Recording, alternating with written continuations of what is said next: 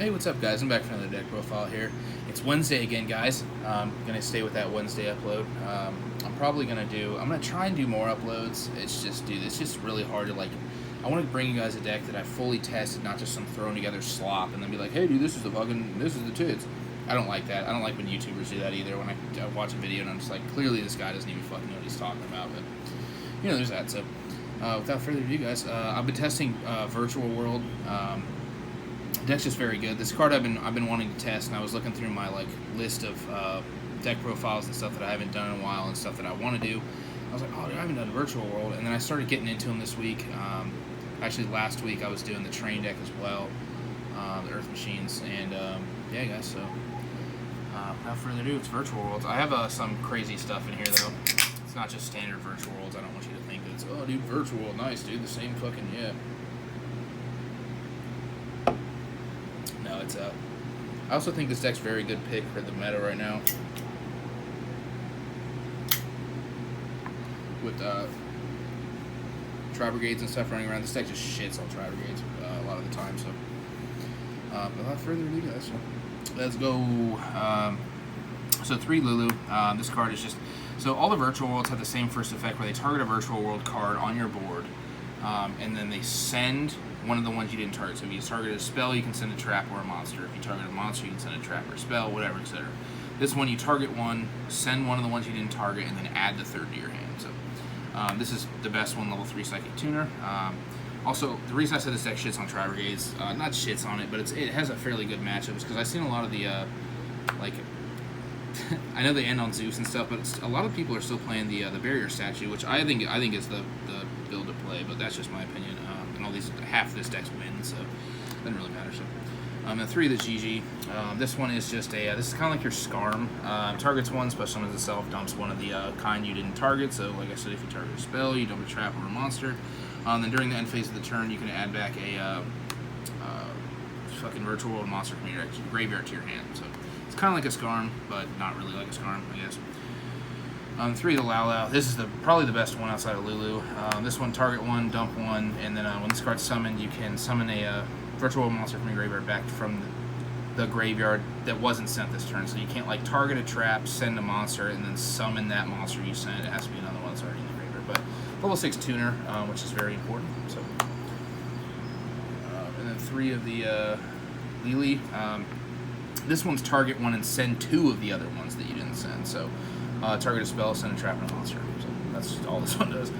Kieran, and then I changed the ratio on this from the last. I haven't done this profile in a while. So 2 of the Nyan Nyans. Whenever you normal special summon a level 3 monster, you can special summon this from the graveyard as a tuner, and then it gets banished. And then whenever this card's banished, it shuffles one of your banished cards back in the deck. So after you desires and stuff, if you want one of your Choo-Chees back, you can shuffle it back in, even though it's face down. And this is the newer one, newish one, whatever. If you control no monsters, or if you only control Worm and or Psychic monsters, you can normal summon this card without tributing. It's level 6, which is important, but also the fact that if it's in graveyard, you can discard a card and special summon it back as a tuner, which is very nice because of Tzolk'in.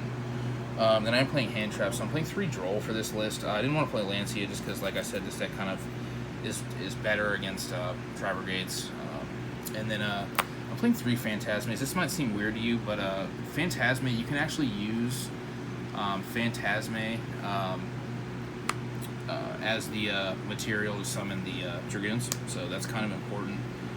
Plus, it fixes your hands. And I'm playing a secret tech card in here, not a secret tech, but it's just a very good card. I tested it, I was like, yeah, this is pretty good. So I was like, yeah, I'll profile this right now. So then for the spells, the one Itali. The one called by the grave, these are the 1-of spells. And then I'm only playing 2 Foolish Burial Goods. These are Germans, I think. These look really good, though. But only 2 of these. 3 of these was a little much. I know that I realized that, even if you draw 3 of these, or 2 of these, you can send the Quinlong and then discard the other one for the Quinlong. So it's not that big of a deal, but I just thought 2 was fine. And then I'm playing 3 Desires. Same with Desires. If you draw another Desires, you can use the Quinlong to discard, etc. So, and then 3 of the World City. This just activates a Virtual World gate from your deck, so it can be Ash. Somebody told me that a while ago, and I was like, it can be Ash.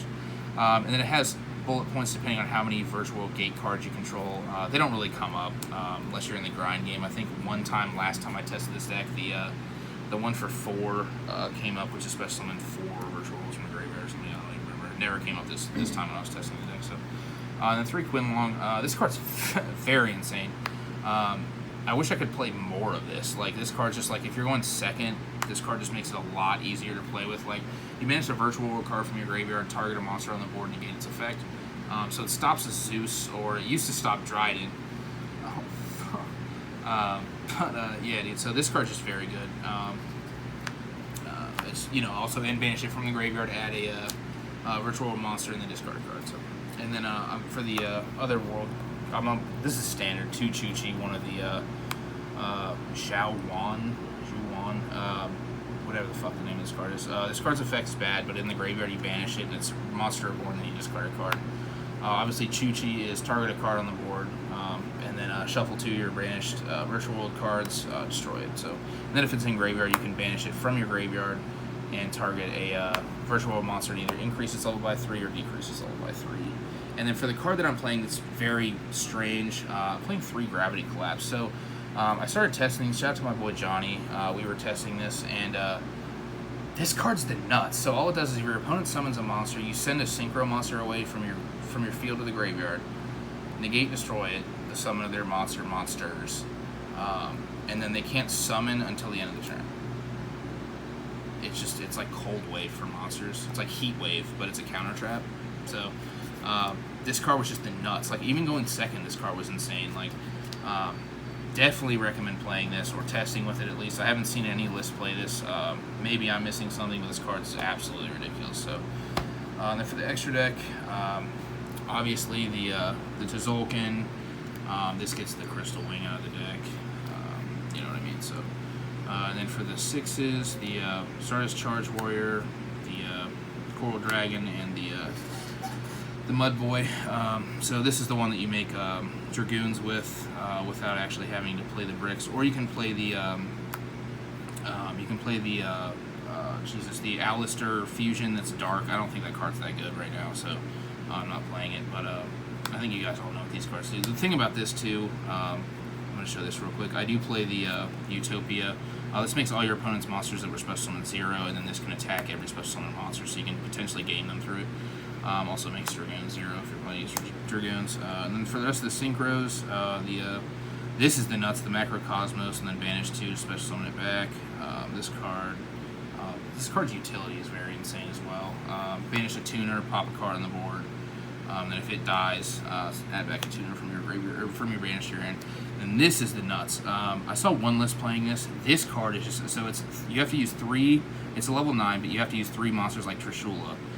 But it banishes up to 3 monsters or 3 cards for the amount of materials you use. So I always use 3 from graveyard or field. And then if this dies, it special summons back a banished monster from either player's banished. So this card is just the nuts. I think it's like $6 right now, which is kind of wild. And then for the rest of the cards, I'm still playing this for Nibiru for the Gossip Shadow. I still think this card's relevant. This is just Ice Dragon's Prison, but you can make Zeus on top of it. So you know, with this. So, and then the M7 and the Zeus. And I would show you guys the combo for the Dragoons, but the Dragoons combo with the Muddy Mud Dragon didn't come up a whole lot, so I was kind of like, eh. The one thing I will say, I have a bunch of honorable mentions here. You know, all of these, the Mistworm. I was playing this, not good. I was gonna show you profile the Gotham's Hand Loop build, but it's really bad against Tri-Brigade. So. Because it just fuels their graveyard, and once they draw for turn, if you don't have an out for it, like the Chu-Chi, whatever, it's just not that good. This card's new, newish. If it's in the extra monster zone, it does double battle damage, but it's a level 12. And then the Beatrice. I'm going to show you the Beatrice in a second. I'm just going to go through these real quick. This was for that. So there's a build of this. I'm gonna reprofile this list in a little bit, but I was missing a card, and I didn't want to profile that without the card. And it's the Exabeetle. So you can actually Buster Lock your opponent with this deck. You just use Beatrice to send this to the graveyard, and then you make another rank 6, the Exabeetle, that attaches this to your opponent's locked out of the extra, and then you can have the Chu-Chi up, or you can make the Shen, etc. So this deck's just very versatile, does so many things. But Hey guys, I will profile the Buster build of this deck a little bit later down the line. But yeah, guys, thanks for watching. Cheers.